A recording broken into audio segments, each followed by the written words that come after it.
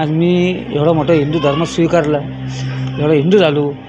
सगळ्यांना काहीतरी अभिमान पाहिजे का भाऊ चला आपल्या शिवरामची मुलगी आजारी आहे, तिला आपण सगळ्यांनी जाऊन मदत करावं. पण कुणी येईनाच, कुणी येत नाही.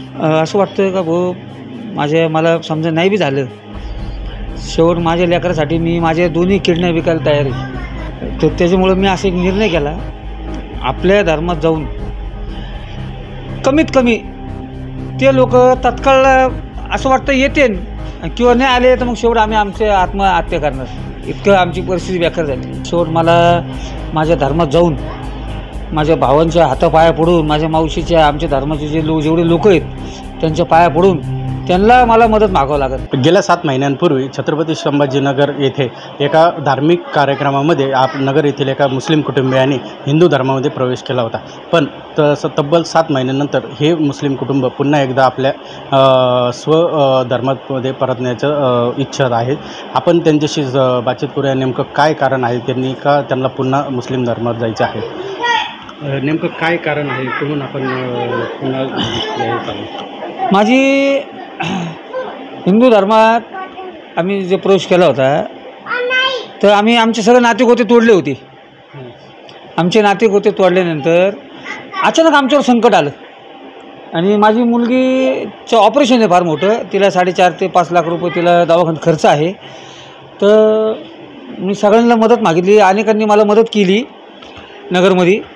पण ज्यावेळेस हे संकटाचा काळ आला, 4.5 ते 5 लाख रुपये असं डॉक्टरांनी सांगितलं KM हॉस्पिटलच्या ऑपरेशनला. तर त्यावेळेस मला असं वाटतं सगळ्यांनी मला मदत करावं, पण हे कुणी आलं नाही. हे फार मोठं संकटाचा विषय आहे माझ्या मुलीचा. तर मला असं वाटतं सगळ्यांनी माझे धावत यावं, मला मदत करावा. तर मला असं वाटतं मी समजा कुणी नाही आलं तर शेवट मला माझ्या धर्मात जाऊन माझ्या भावांना.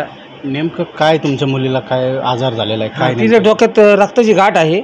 रक्ताची गाठ असल्यामुळं तिचं डोक्याचं ऑपरेशन सांगितलं डॉक्टरनी आणि त्याला 4.5 ते 5 लाख रुपये त्याला खर्च आहे.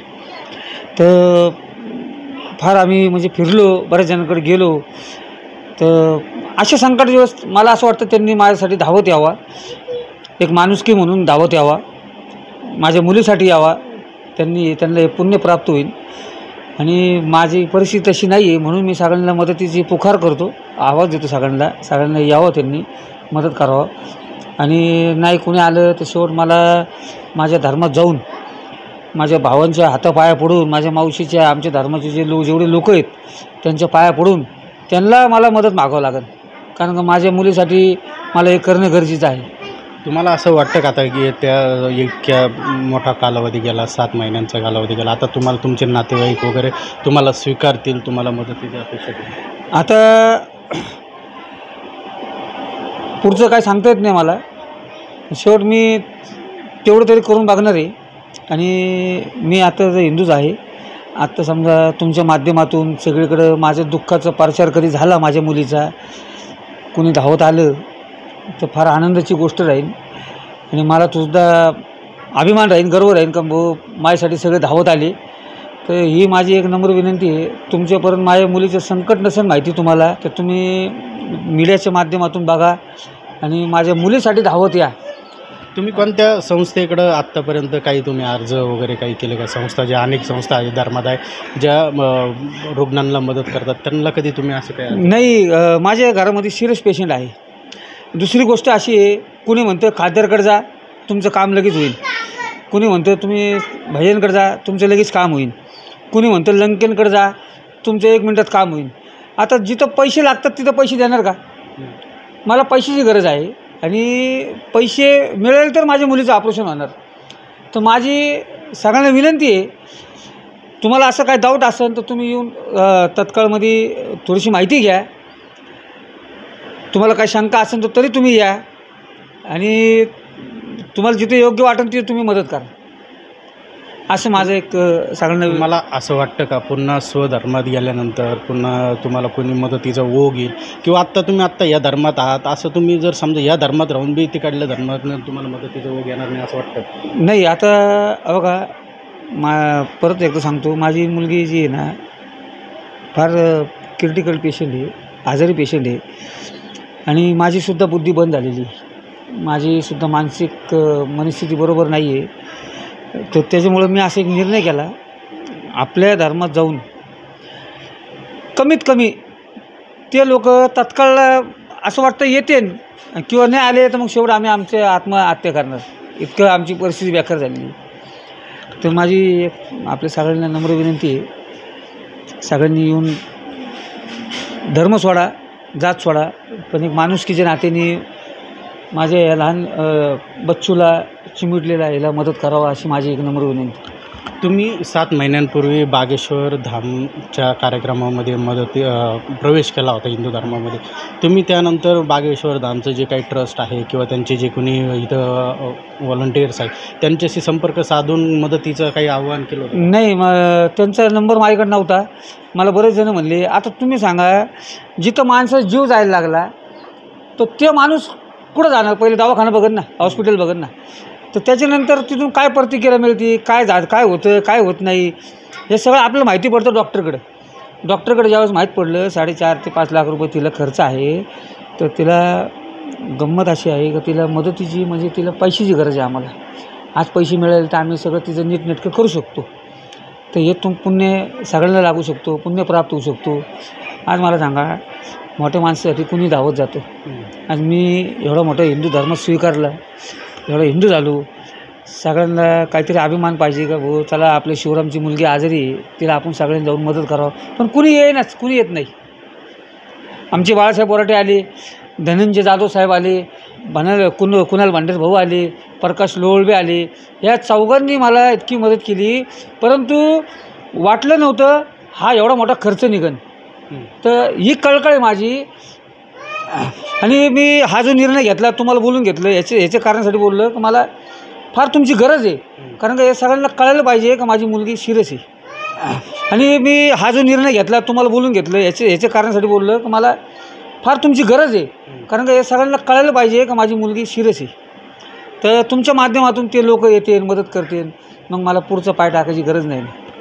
तुम्ही आता म्हणता पुढचं पाऊल जर मदत झाली तर पुढचं पाऊल टाकायची गरज नाही पडणार. तुम्ही तुमच्या मुस्लिम धर्मगुरूंशी किंवा काझी जे असतात त्यांच्याशी धर्मात पुन्हा प्रवेश करण्यासंदर्भात काही चर्चा केली? नाही, मी माझ्या एकट्याने निर्णय हा ठरवला.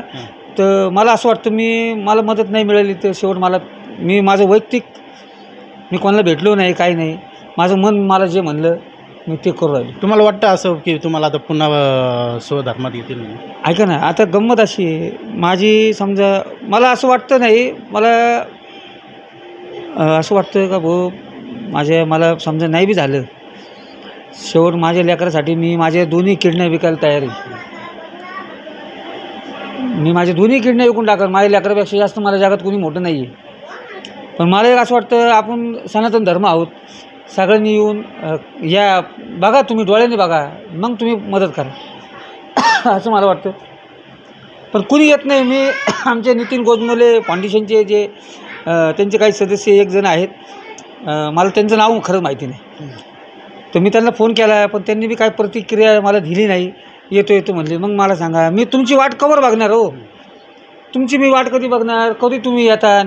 कधी तुम्ही मला जे आश्वासन दिले होते, मी तुमच्या मदतीला येईन, आम्ही सगळेजण तुमच्या मदतीला येऊ, तुमच्या दुःखात सुखात, शाळेत यामध्ये. शाळेत म्युन्सिपाल्टीत शाळेत बी लेकरं शिकतात. पण हे जिंदगीवर मौत का सवाल आहे, जीवनासंग हे तिचं. तर त्यासाठी मला असं वाटतं सगळ्यांनी यावा. आणि काय लोकांना माझ्याबद्दल गैरसमज असेल तर त्यांनी ते काढून टाकावं. आणि तुम्ही आता शेवटचं आव्हान काय करता? शेवटची मदतीचं काय आहे? शेवटचं आणणार मी 17 तारखेपर्यंत आता सगळ्यांची मदतीची वाट बघणार आहो. नाही तर मी माझा धर्म स्वीकारून त्याच्यानंतर मला काही मदत नाही मिळाली तर शेवट आम्हाला स्वतःला संपून टाकणार आहे आम्ही. हे माझं शेवटचं आव्हान आहे. कारण का जिंदगीत आता फार काटाळलो आणि गरिबा घरी जन्म घेणं हे सगळ्यात मोठं पाप आहे. आणि कुणी मदतीला येत नाही. मला असं वाटतं आम्ही नसलो जीवनात आम्ही नसलो तर मला सगळ्यांना एक विनंती आहे कळकळून का कुणी असं आजारी असन किंवा कुणी काय असेल तर त्यांनी तत्काळ परमेश्वराने जे तुम्हाला दिलेलं आहे, चांगले कर्माचे फळं, तुम्हाला जे धन संपत्ती जे दिलेली आहे, तर तुम्ही त्याचं एखाद्या दुःखात त्याला साथ द्या, दुःखात मदत करा, त्याचा पुण्य घ्या, त्याचा आशीर्वाद घ्या. हेच सगळ्यात मोठा धर्म आहे, त्याच्या पलीकडे कोणता धर्म नाही. लेकीच्या उपचाराकरिता पुन्हा एकदा स्वधर्मात जाण्यासाठी तयार असलेले शिवराम आरे होते. व्हिडिओ जर्नलिस्ट प्रेमसह गिरीश रासकर, आयलव नगर.